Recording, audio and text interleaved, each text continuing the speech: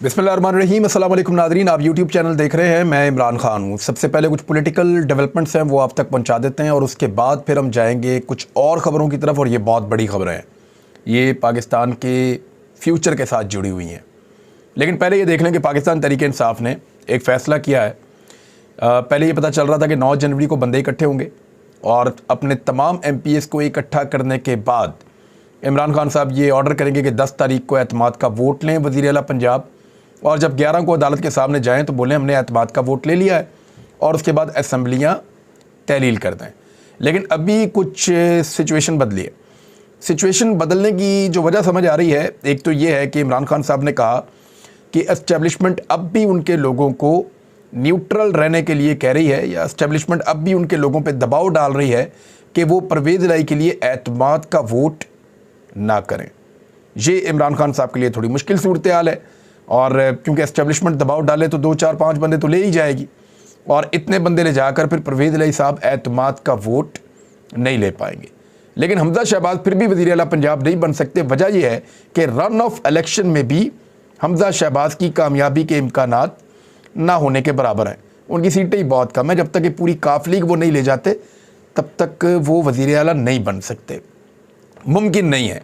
उनके आज़ाद लोग उनको छोड़ कर जा रहे हैं। तो इमरान खान साहब को ये बताया गया कि अदालत के साथ इसको मशरूत कर दिया जाए, क्योंकि काफिली का भी ये सोचना है, और परवेज़ इलाही साहब पहले ही ये फैसला कर चुके हैं कि वो एतमाद का वोट नहीं लेंगे, और इसको अनाउंस भी कर चुके हैं। उन्होंने इमरान खान साहब को मशवरा भी दिया। मेरे ख्याल में इमरान खान साहब ने परवेज़ इलाही साहब का मशवरा मान लिया है। ना मानते तो परवेज़ इलाही साहब ने फिर भी अपनी मनवा लेनी थी, क्योंकि इस वक्त गेम परवेज़ इलाही के हाथ में है, इमरान खान के हाथ में नहीं है। अगर इमरान खान के हाथ में होती तो इमरान खान उसी तरह असम्बलियाँ तोड़ देते या तोड़वा देते जैसे इमरान खान साहब ने कौमी असम्बलियाँ तोड़ दी थी और सदर पाकिस्तान को फौरी तौर पे तहलील करने के लिए लिख कर भिजवा दिया था समरी में। तो एक तो ये खबर है। दूसरा ये है कि शेख रशीद ये दावा कर रहे हैं कि इमरान खान साहब ने ये फैसला कर लिया है और 9 जनवरी से मौजूदा PDM हुकूमत की उल्टी गिनती शुरू हो रही है। ये उन्होंने दावा किया है। उन्होंने कहा कि शरीफ बरादरान सैलाब मुतासरीन की मदद करने की बजाय अपने सियासी मुस्तकबिल का फैसला करने के लिए बैरून मुल्क मुलाकातें कर रहे हैं। वाकई मरीम नवाज़ ने, अगर आप उनका ट्विटर का अकाउंट देखें और उसके ऊपर फ़ोटो देखें, तो वो एक बच्चे को प्यार कर रही हैं, और उन्होंने वो फ़ोटो लगाई हुई है सैलाब मुतासरीन की। दोबारा वो कभी सैलाब मुतासरीन के लिए नहीं गई, ना उन्होंने उनके लिए बात की, ना उन्होंने उनके लिए फ़ंडिंग की। वो यूरोप में मौजूद हैं, वो वहाँ पर लोगों से फ़ंड करने के लिए कह सकती हैं। उन्होंने टके का काम नहीं किया सैलाब मुतासरीन के लिए मरीम नवाज़ ने यहाँ से जाने के बाद। नवाज़ शरीफ ने बिल्कुल काम ही नहीं किया, उससे पहले भी नहीं किया, उसके बाद भी नहीं किया सैलाब मुतासरीन के लिए। शहबाज शरीफ और बिलावल शुरू में सैलाब मुतासरीन के लिए गए और रिपोर्टें बनाकर आलमी इदारों को भेजी, हमें इमदाद चाहिए, और उसके बाद गायब हो गए। कई महीने तक शहबाज शरीफ और बिलावल ने मुड़कर सैलाब मुतासरीन को पूछा भी नहीं। लेकिन अभी जब एक डोनर कॉन्फ्रेंस का आइडिया आया कि इससे कुछ और पैसे इकट्ठे हो सकते हैं, तो फौरी तौर पे आपने देखा कि शहबाज शरीफ दोबारा बलूचिस्तान चले गए और बिलावल दोबारा सिंध चले गए। यानी इन दोनों पॉलिटिकल पार्टीज़ ने दोबारा पैसे इकट्ठे करने का तरीकाकार ये ढूंढा कि लोगों की मिजरीज, लोगों की बुरी हालत, लोगों की गुर्बत, सैलाब में लोगों की तबाही, इसको दुनिया के सामने बेचते हैं और बेच के पैसे इकट्ठे करते हैं। क्योंकि इससे पहले इन्होंने जो पैसा इकट्ठा किया, मैं चैलेंज करता हूँ कि बिलावल या शहबाज शरीफ मेरे साथ चलें, मैं दिखाता हूँ कि इनकी हुकूमतों ने कोई टके का काम नहीं किया। किसी को घर बनाकर नहीं दिया, किसी का इंफ्रास्ट्रक्चर बहाल नहीं किया, किसी का पानी नहीं निकाला, किसी को खुराक नहीं फराम की, कहीं पे मेडिकल की फैसिलिटी नहीं दी। ये तो अल्लाह ताला भला करे पाकिस्तान की आवाम का, कि पाकिस्तान की आवाम ने अपने प्यारों का हाथ थाम लिया। और अभी देखें काफ़ी दिन गुजर गए हैं, लोगों का वो जोश और जज्बा ठंडा हो गया है, लेकिन इसके बावजूद हम लोग लगातार काम कर रहे हैं। हम तो बहुत छोटा मोटा सा कर रहे हैं, लोग बहुत ज़्यादा काम कर रहे हैं। बहुत सारी तंजीमें बहुत अच्छा काम कर रही हैं और वो अब तक लगी हुई हैं, और इसी भरोसे पे कुछ ना कुछ करके लोग सरवाइव कर रहे हैं। और अभी जो आटे की लाइनों के अंदर बेचारे पहले ही लोग मुतासर हैं, और उसके बाद आटे की लाइनों के अंदर किस तरह वो लगे हुए हैं, किस तरह धक्के खा रहे हैं। आटा थोड़ा है, खाने वाले ज़्यादा हैं, लोग पैसे लेकर खड़े हैं, आटा मिल नहीं रहा, मनमानी कीमतों के ऊपर बेचा जा रहा है। आज एक शख्स की जो है वो जाँ बहक हो गया। ये मुगीस अली साहब हैं, जर्नलिस्ट हैं, और इन्होंने इसको ट्वीट भी किया। तस्वीर को, आदमी की लाश पड़ी हुई है और उसके साथ आटा पड़ा हुआ है। यानी ये आटा हासिल करते हुए इस शख्स की जान चली गई है। इन्होंने लिखा अपने ट्वीट में, मीरपुर खास में एक शहरी सस्ता आटा लेने के दौरान जान की बाजी हार गया। या अल्लाह रहम कर, एक तरफ अय्याश हुक्मरान तो दूसरी जानिब गरीब अवाम। बिलावल ने पूरी दुनिया का टूर किया है सैलाब के दौरान और कोई मदद नहीं ला सके वो, और अगर उन्होंने मदद ली भी तो वो कहाँ गई किसी को कुछ पता नहीं है। मैंने खैमे भी नहीं देखे पूरे सिंध के अंदर जो बैरूनी इमदाद के तौर पे आए थे, बल्कि डेरों के ऊपर पड़े हैं सामान। आटा सिर्फ वो बांटा गया जो गीला हो गया था किसी वजह से, और वो डलियां बन गई थी, वो आटा बांट रहे थे एक जगह पे हमने देखा। मैंने सहाफ़ियों को जो मेरे साथ गए थे उनको मैंने कहा 2 दिन तक गाड़ियां लेके घूमो और देखो अगर कहीं पे गवर्नमेंट या कोई नज़र आए। दादू में कोई नज़र नहीं आया। इंटीरियर सिंध के अंदर कई शहरों में हमने इसी सूरत हाल का जायज़ा लिया, इसी सूरत हाल का हम गवाह बने हैं इसका, और हमने खुद मुशाहिदा किया इन सारी चीज़ों का। तो शेख रशीद ये कह रहे हैं कि उल्टी गिनती शुरू हो गई है, और ये इस बुनियाद पे कह रहे हैं कि अप्रैल में 9 जनवरी से शुरू होकर अप्रैल में ख़त्म हो जाएगी। उन्होंने कहा कि मैं नए साल में लाल हवेली से अपनी तकरीर कर रहा हूँ, जब मैं टीवी पे नज़र आता हूँ तो मुखालिफिन चैनल बदल देते हैं। और शेख रशीद ने कहा कि पापड़ वाले फलूदे वाले ये सारी चीज़ें उन्होंने की, लेकिन उनका ये कहना है कि ये इलेक्शन का टाइम आ गया, हुकूमत डिलीवर करने में नाकाम रही है और अब उल्टी गिनती शुरू कर दें, ये उनका दावा है। लेकिन पाकिस्तान तहरीक इंसाफ ने फ़िलहाल ज़राए के मुताबिक 9 जनवरी को एतमाद का वोट शायद वो नहीं लेगी, लेकिन अब भी अगर उनके बंदे पूरे हो जाते हैं और एस्टेब्लिशमेंट का दबाव उनके बंदों के ऊपर से उठ जाता है तो वह एतमाद का वोट लेकर भी चले जाएंगे, वरना मामला अदालत के अंदर तो है ही। दूसरी जानिब मरियम नवाज साहिबा को जो ओहदा दिया गया है वो एक बहुत बड़ी मुसीबत बन गई है PMLN के अंदर, लेकिन लोग मान जाएंगे आहिस्ता आहिस्ता। सारे चौधरी निसार अली खान जैसे गैरतमंद और बेहतर लोग नहीं होते, और सबकी खुददारी इतनी ज़्यादा नहीं होती जितनी चौधरी निसार अली खान साहब की थी, कि उन्होंने नवाज शरीफ साहब को साफ कहा था कि मैं बच्चों के अंडर काम नहीं कर सकता और मैं बच्चों के ज़ेरे निगरानी काम नहीं कर सकता, और मैं सियासत के अंदर मेरा एक कद है, एक उम्र मैंने यहाँ पे काम किया है, तो अब मैं बच्चों के जो है हुक्म नहीं मान सकता। तो उन्होंने वक्त पे बगावत कर दी थी। अभी हल्की फुल्की बगावत पार्टी के अंदर शुरू हुई है, क्योंकि मरियम नवाज को 2 ओहदे दिए गए हैं। ये जियो न्यूज़ ने रिपोर्ट किया है। वैसे चीफ ऑर्गेनाइज़र भी बनाया गया है नून लीग का सीनियर नायब सदर जो पहले खाकान अब्बासी साहब थे, शाहिद खाकान अब्बासी साहब। अब ये मरियम नवाज साहिबा जो है नून लीग का सीनियर नायब सदर और चीफ ऑर्गेनाइज़र मुकर्रर करने पे पार्टी में जो है वो तजर्बाकार क़यादत जो है उसमें बेचैनी पाई जाती है। और नून लीग के बहुत सारे लोग अब अफसोस का इजहार कर रहे हैं कि जनाब सारा कुछ ही अपने ख़ानदान में ले जाते हैं।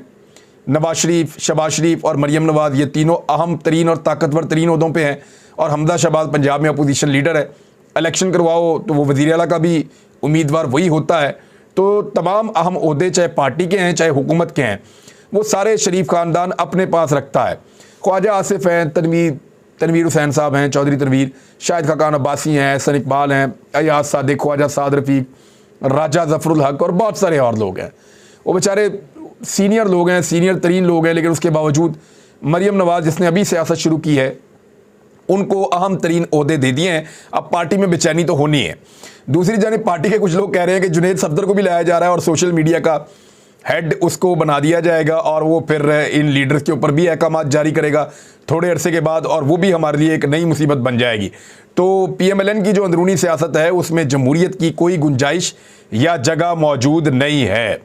अब आ जाए जी उस खबर की तरफ जिसने हिलाकर रख दिया है सबको, पूरे पाकिस्तान को, और वो खबर है पाकिस्तान के ज़र मुबादला के ज़खायर या पाकिस्तान के कौमी ख़जाने में पड़ा हुआ पैसा।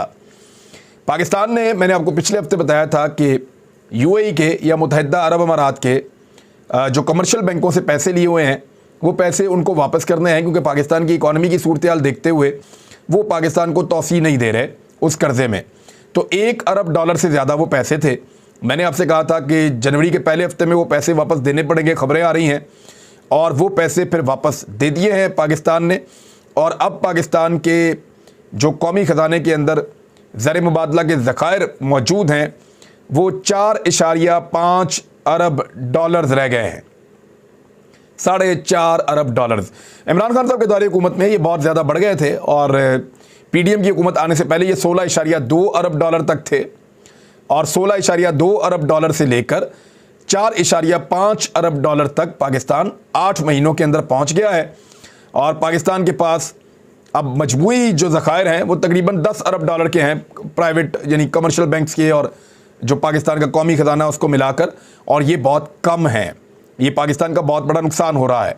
अच्छा, इससे अब बचने के लिए हुकूमत ने एक बड़ा अजीबोगरीब काम शुरू कर दिया है। वो मैं पहले आपको खबर पढ़ के सुनाता हूँ, फिर मैं आपको बताता हूँ ये कर क्या रहे हैं। डिफ़ॉल्ट से बचने के लिए वफाकी हुकूमत ने डिफ़ॉल्ट के ख़तरे से निपटने के लिए हुकूमती असासा जात को तेज़ी से फ़रोख्त करने का फ़ैसला कर लिया है।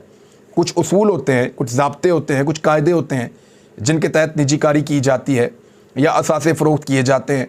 उन सबको ख़त्म करके असासे अब मन मर्जी से बेच दिए जाएंगे फ़ौरी तौर पे, यानी उन्हें बोने भी बेचना चाहें तो बेच सकते हैं।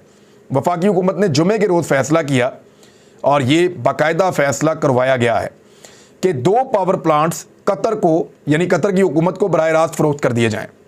यानी इसके अंदर ये वो जो बिडिंग होती है कि आप आ जाएँ, मुख्तलिफ लोग हैं, लेकिन नहीं, कतर को बराह रास्त 2 पावर प्लांट पाकिस्तान की हुकूमत ने फ़ैसला किया कि उनको भेज दिए जाएँ। ये पावर प्लांट 4 साल कबल हुकूमत की निजकारी फहरस्त में शामिल थे, यानी इसको निजकारी के अंदर शामिल करना था और हुकूमत की उम्मीद थी कि इसकी फ़रोख्त से इसे 1 अरब 50 करोड़ डॉलर हासिल होंगे। ताहम अब मौजूदा हुकूमत ने इसे निजकारी के बजाय बराह रास्त ही कतर को देने का फ़ैसला कर लिया है। और जुमेरात को इस सिलसिले में निजकारी कमीशन का इजलास बुलाया गया था, जिसमें 2 प्लांट्स को निजकारी की फहरिस्त से निकालने का कहा गया कि जनाब ये 2 प्लांट्स हम फ़ौरन डायरेक्ट बेचना चाहते हैं, जैसे हमारा दिल करेगा हम बेचेंगे, इसको निकालें उस प्रोसीजर के अंदर से। और निजकारी की जो फहरिस्त है उसके अंदर से इनको बाहर निकाला गया। निजकारी कमीशन बोर्ड के इजलास के बाद आमतौर पर प्रेस बयान जारी किया जाता है, लेकिन बड़ी खामोशी से, राजदारी से इन्होंने कोई मुरासला या कोई खबर या कोई प्रेस को बयान भी जारी नहीं किया और चुप करके ये 2 पावर प्लांट बेचने का फ़ैसला कर लिया।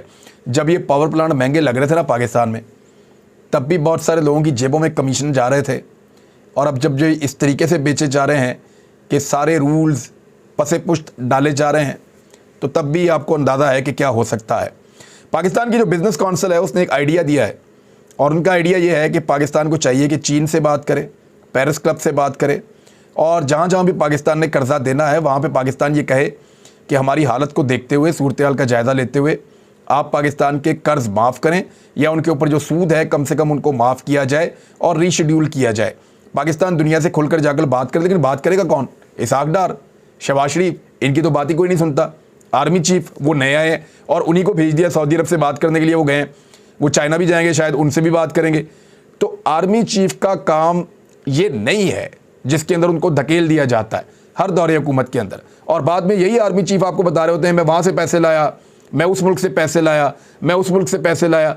तो वो फिर पॉलिटिक्स के अंदर अपनी इंटरफेरेंस को जायज़ समझते हैं कि जब मुल्क को चलाने के लिए मैं सारा कुछ कर रहा हूँ तो मुल्क के फैसले मैं क्यों ना करूँ। ये आर्मी चीफ के ओहदे के साथ भी, बेचारे के साथ एक ज़्यादती होती है कि आप उसके ऊपर इजाफी जिम्मेदारियाँ डाल देते हैं जो उसके करने का काम नहीं होता।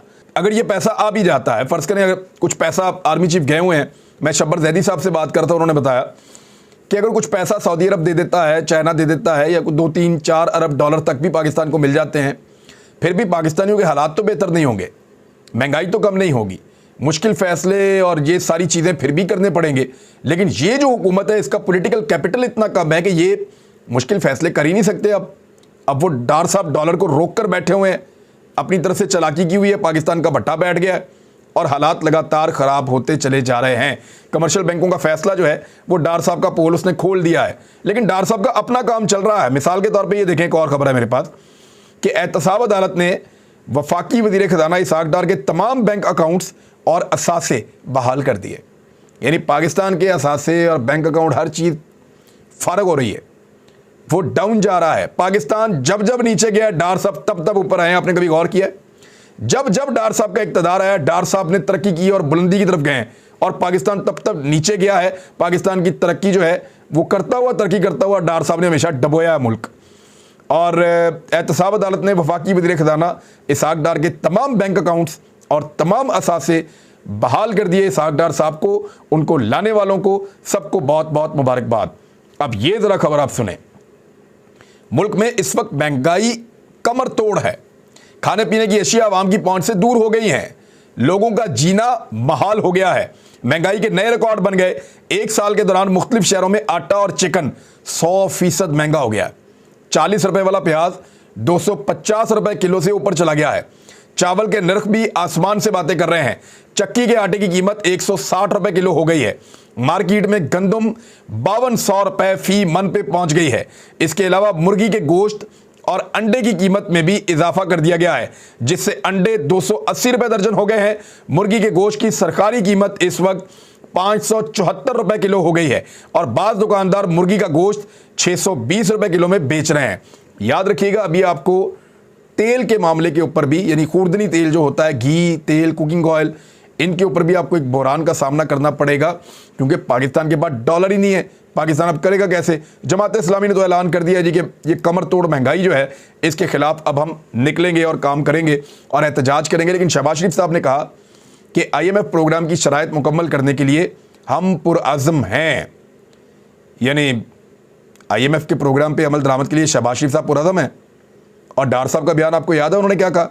उन्होंने कहा IMF वो शराइत ना रखे जिनको पूरी नहीं कर, यानी डार साहब कहते हैं कि IMF की शराइत हम पूरी नहीं कर सकते। वो कहते हैं IMF हमारे साथ ज्यादती कर रहा है और IMF के अंदर डार साहब को जुर्माना भी हो चुका है माजी में, गलत बयानी के ऊपर, गलत अदाद-ओ-शुमार देने के ऊपर। तो अब ये जो शहबाज शरीफ साहब का दावा है, शहबाज शरीफ साहब कह रहे हैं IMF की सारी बातें मानेंगे, डार साहब कह रहे हैं मैं IMF की बातें नहीं मानूंगा।